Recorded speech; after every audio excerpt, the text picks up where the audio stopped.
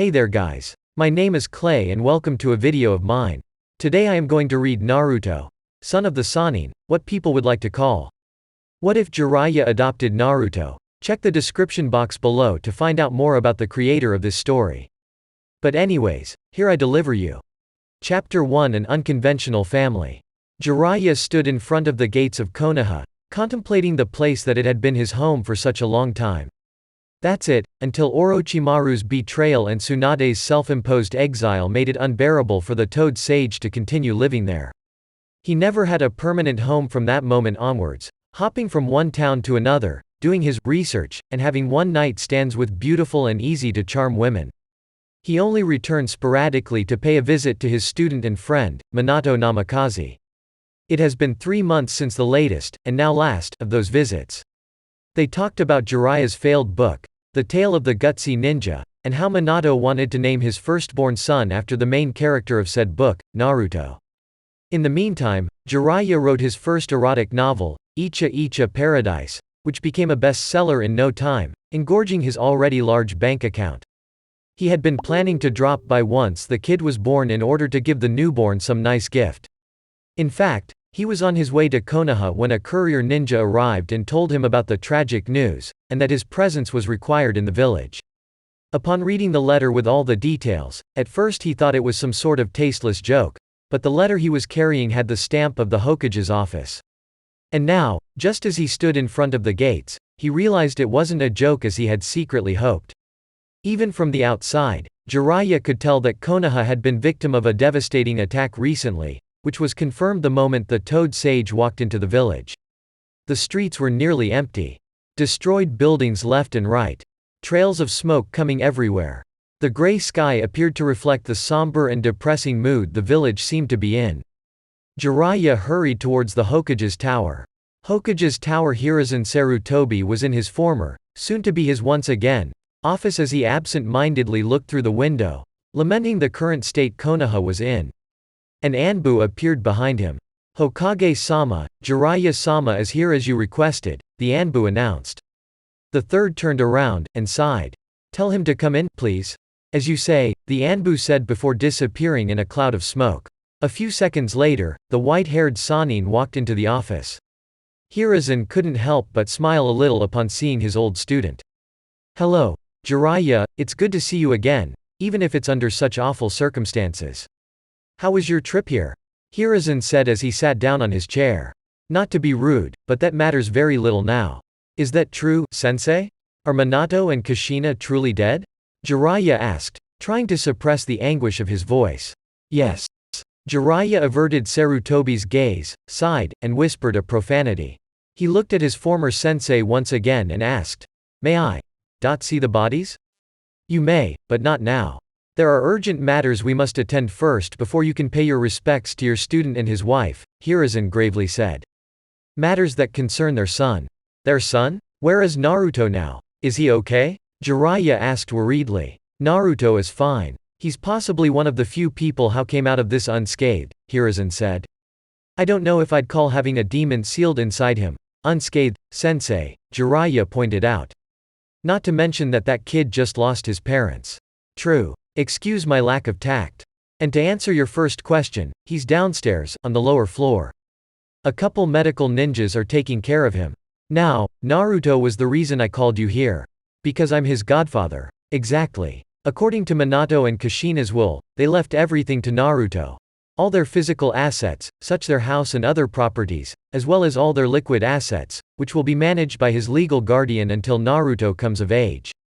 And according to their will, this person is you. I see. An uncomfortable silence followed Jiraiya's laconic answer.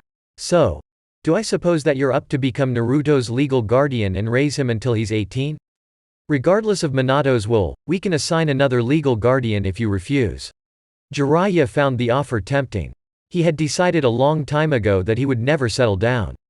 That he would throw himself to the pleasures of life, to wander the world and enjoy it as much as possible. Taking care of a baby would make such thing impossible.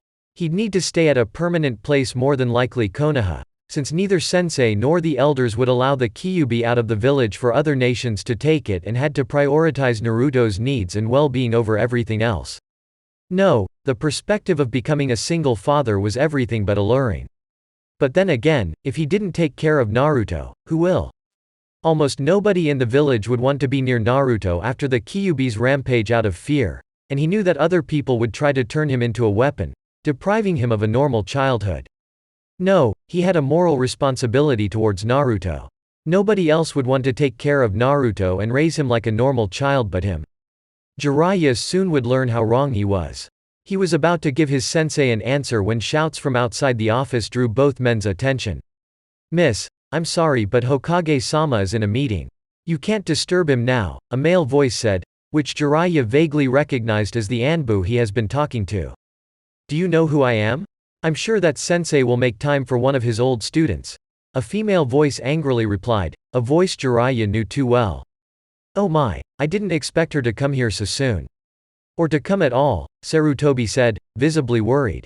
"What is she doing here?" Jiraiya asked, equally worried. "You see, Hokage-sama's guest is also another one of his old students and, what? Get out of my way." Boom. Jiraiya and Sarutobi winced, and they both hoped that the poor Anbu wasn't too hurt. The office's door slammer opened, and a big-breasted blonde burst in.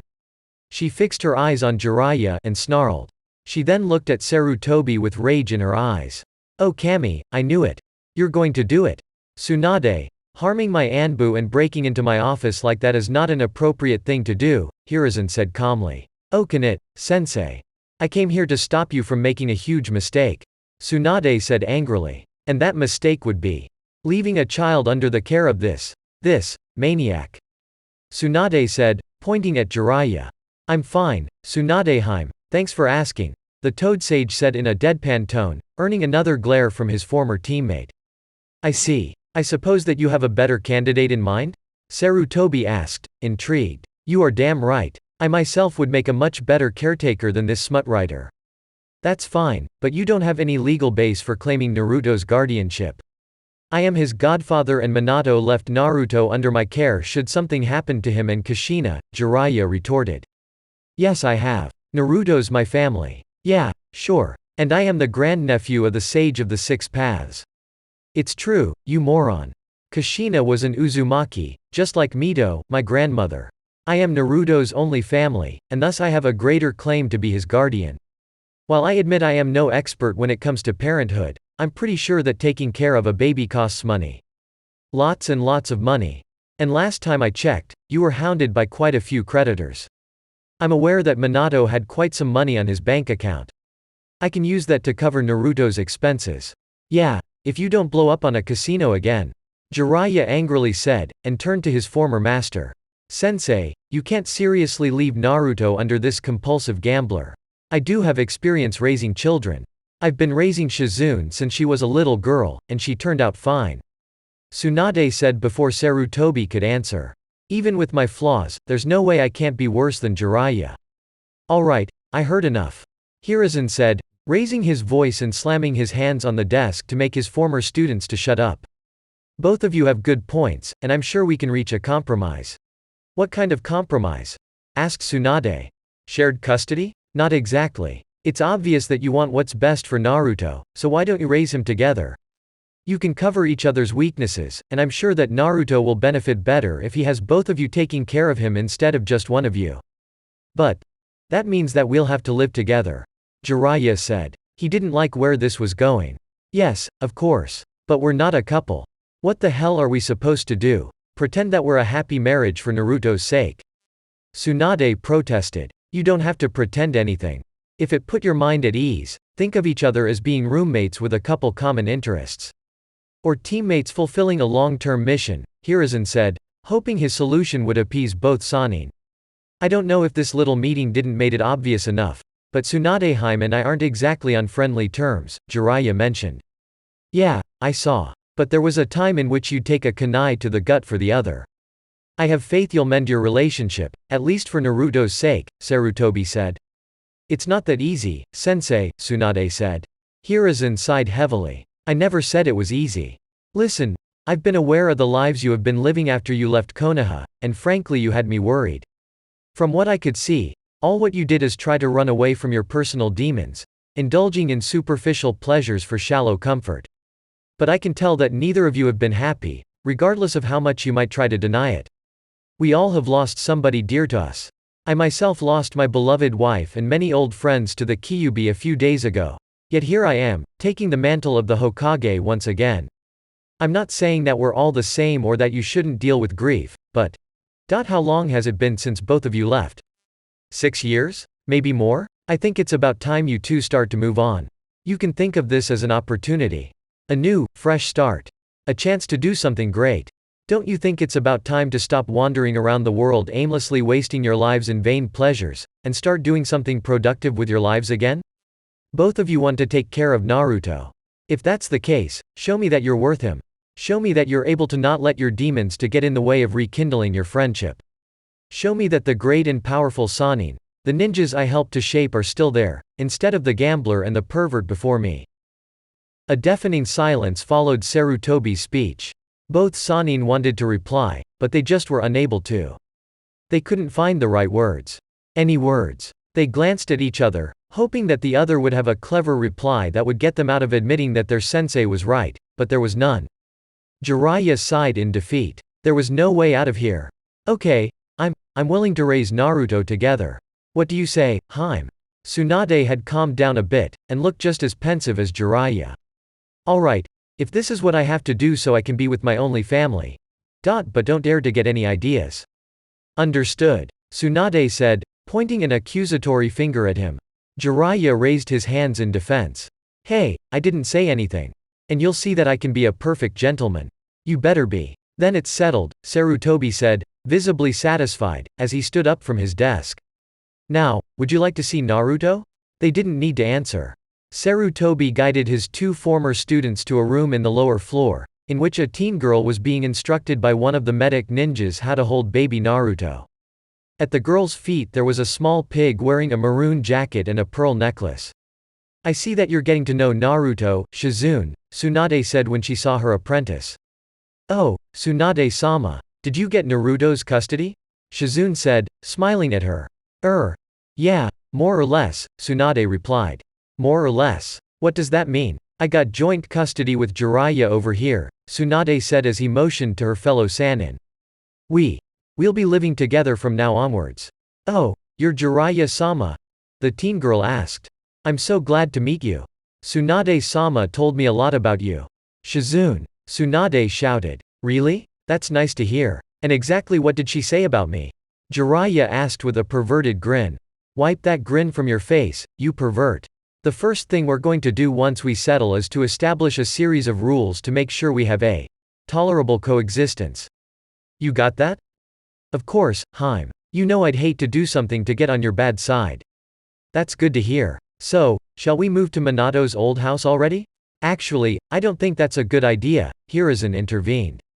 Come again? You see, Minato had a lot of enemies that would love to get revenge on him through his son, so I believe that we should keep Naruto's existence, as well as his parentage and his condition as a Jinchuriki, a secret outside Konoha's walls. That's why I think we should sell all of Minato and Kushina's properties, and use that money to buy a new house for the 4 of you to live in.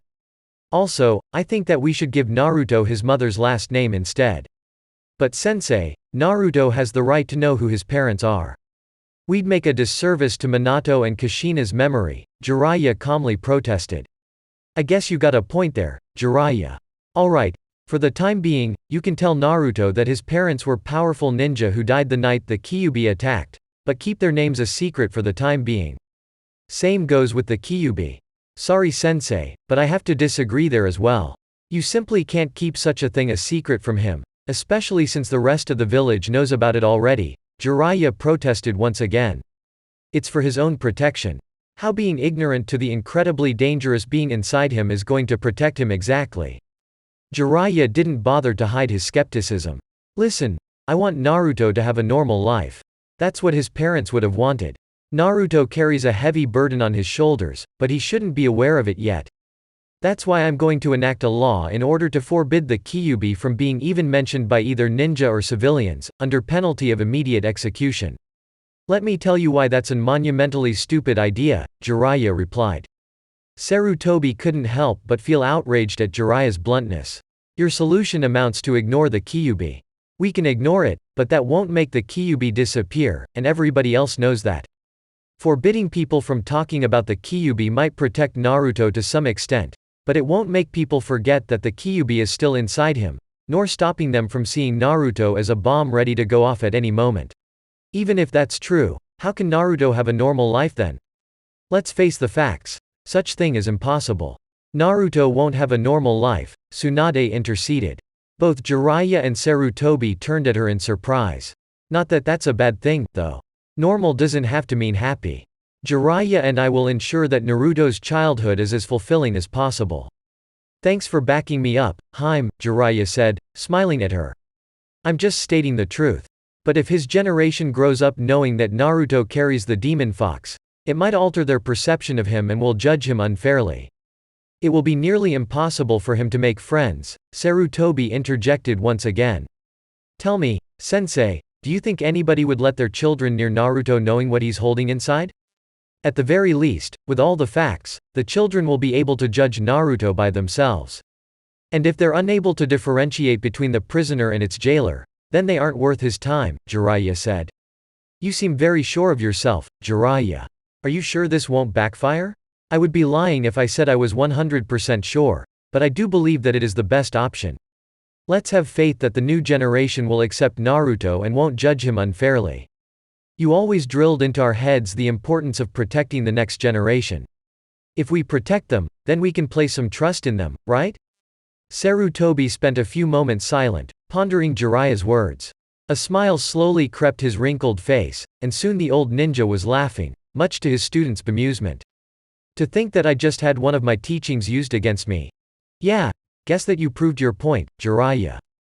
There will be no special laws regarding Naruto. You too will be tasked with his protection and well-being, and we'll have faith that Naruto will be accepted among his peers, regardless of his burden, Sarutobi said. There's one more thing I'd like to talk about. Even if I can guess your answer, is there a chance that you may rejoin Konoha's ninja ranks again? Besides getting back two of the most powerful ninja Konoha ever produced, Hiruzen was hoping that the return of the Sannin would help boost the incredibly low morale of Konoha's citizens. Sorry, but no. I came back here to take care of my only blood family left, not to be a killer and relive painful memories, Tsunade firmly stated. I'm with her. I left the ninja life behind. I'm a writer now. We will get involved with Naruto's training once he's old enough. He was about to add, should Naruto choose to become a ninja. But for somebody like Naruto, that wasn't a choice. He'd have to be a ninja for his own sake. Both Sannin hoped they could convince him to take that path. But think in all the good you could do. Konoha's in its darkest hour. I'll ask you to reconsider, Sarutobi said, almost begging. He knew that if he passed this opportunity, he'd never had the chance to convince them to go back to being ninjas again. Here's my counter-proposal. I'll take a job at the Konoha hospital, and I'm willing to even train future medic nins. But I'm never going back to a battlefield, Tsunade said. Hiruzen seemed to agree with her terms. He then turned to Jiraiya. Now that Tsunade made a concession, he'll have to do one as well. If there's a mission that absolutely nobody else can do, you can call me, was the Toad Sage's offer. Also, my spy network is at your service. Good to see that I can count on both of you, even if it's on such terms. Even if it was tragic circumstances that made you return, I'm glad to have you two back on Konoha, Sarutobi said in a heartfelt manner. Then it's all settled. When do we move in? Sued asked, impatient. 3 weeks later neither Jiraiya nor Tsunade had much luggage, due to both of them being wanderers, and hoped that they could move to a house to begin their new life. However, it took Naruto's new family some time before they could be settled in. With Minato's money, they bought and remodeled a 2-story house with a yard, that had been damaged during the Kyuubi attack. It needed a lot of work before they could live on it, such as giving the front a paint job, replace broken glasses, fix the plumbing and the electricity, and move out the previous occupants' possessions, who had sadly died during the Kyuubi attack, and were given to their closest relatives. While they worked on the house, they were forced to live on an improvised shelter for other people who also lost their homes to the Kyuubi. Still, after weeks of hard work, they were ready to move in. Jiraiya had called dibs on setting up Naruto's bedroom. Despite Tsunade's very loud protests, in the end she had relented, and allowed the Toad Sage to have his way. The fact that he locked the door and didn't allow anybody to enter until he was done was enough to raise an alarm on the blonde's head. As Jiraiya was getting ready to show Tsunade and Shizune Naruto's room, Tsunade couldn't help but have a feeling of overwhelming regret. "Alright, here it is," Jiraiya said as he opened the door. Tsunade braced herself for the worst. "What do you think?" Tsunade had to admit that it wasn't as bad as she had expected. The originally white walls were decorated with murals of beautiful forests and mountains with smiling toads on them. There was a toad-shaped crib on a corner with a few stuffed toads on it, a desk, and an empty wardrobe with toads carved on its doors. "While I find the amount of toads excessive, at the very least you had enough taste not to put any poster of a half-naked girl," Tsunade said in approval. "Oh, those will come when he gets older," Jiraiya said, and he was suddenly hit by a wave of killing intent coming from Tsunade and her ward. I mean, of course not. I know I can be a pervert, but I do know that there are some things not appropriated for children." Good to hear. They had to spend the rest of the day buying food, clothes, especially for Naruto, diapers, and other baby items. By the time they were finished, it was nighttime, and the three of them were exhausted. Tsunade placed Naruto on his crib, and went to sleep alongside Jiraiya and Shizune. While it took no time for Tsunade and Shizune to fall asleep, Jiraiya remained awake. His head asked the same question time after time. Would have been any different if I was in the village when the Kyuubi attacked? Based on the details Sarutobi had been willing to share of that tragic night, Jiraiya's mind went over and over with the possible scenarios of how that night could have ended if he was there. He spent an hour torturing himself by wondering if he could have been able to save at least one of Naruto's parents. "Stop doing that, Jiraiya. You couldn't know something like that would happen. The only thing you can do now is take care of Naruto to the best of your ability," the Sannin told himself. He then got up, and quietly went to Naruto's bedroom, making sure he didn't make any noise that could awake the other three people living under that roof. Jiraiya leaned on the crib, and looked at the infant laying there. "Hey there little guy, how are you doing?" Jiraiya said in a whisper. Naruto shifted in his sleeping seat. "Don't worry, I know that you had to go through a lot, but the nightmare is already over. Tsunadeheim and I are here to take care of you, and we will make sure that everything will be fine." Jiraiya continued to look at the sleeping baby. "Can I tell you a secret? Don't tell Tsunade or Shizune, because they would get really mad if they knew. But I have plans for you. Great plans. Once I'm done with you, you will be the biggest pervert Konoha has ever seen, ha ha ha. I will teach you everything I know so no girl will be able to resist your charms. You will be a legend only second to yours truly. Oh yeah, and you'll be a great ninja too. I guess that's important as well." So that's it for the chapter 1 of Naruto, Son of the Sannin, or as we like to call it. What if Jiraiya adopted Naruto? I hope you all enjoyed, and maybe consider liking the video if you enjoyed it. Anyways, goodbye and see you all later.